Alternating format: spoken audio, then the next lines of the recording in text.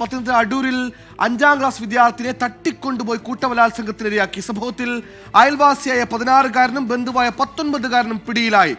നടു റോഡിൽ നിന്നാണ് വിദ്യാർത്ഥിയെ തട്ടിക്കൊണ്ടുപോയതെന്ന് പോലീസ് പറയുന്നു.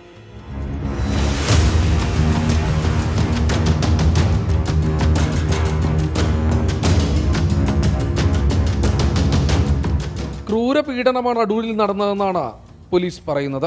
ഞായറാഴ്ച വൈകിട്ടാണ് സംഭവം.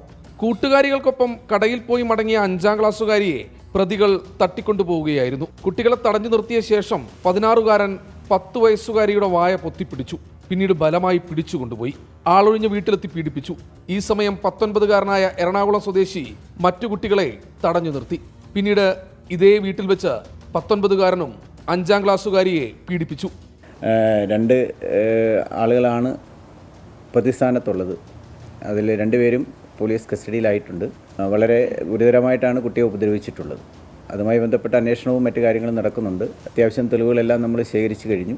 പ്രതിയായ എറണാകുളം സ്വദേശി ബന്ധുവീട്ടിലെ ചടങ്ങിൽ പങ്കെടുക്കാനാണ് അടൂരിലെത്തിയത്. ചോദ്യം ചെയ്യലിൽ എന്നാൽ ഇരുവരും കുറ്റം നിഷേധിച്ചു. പക്ഷേ വൈദ്യപരിശോധനയിൽ പെൺകുട്ടി പീഡനത്തിനിരയായി എന്ന് ബോധ്യപ്പെട്ടിട്ടുണ്ട്. പ്രായപൂർത്തിയാകാത്ത പ്രതിയെ ജുവനൈൽ ജസ്റ്റിസ് ബോർഡിന് മുന്നിൽ ഹാജരാക്കി.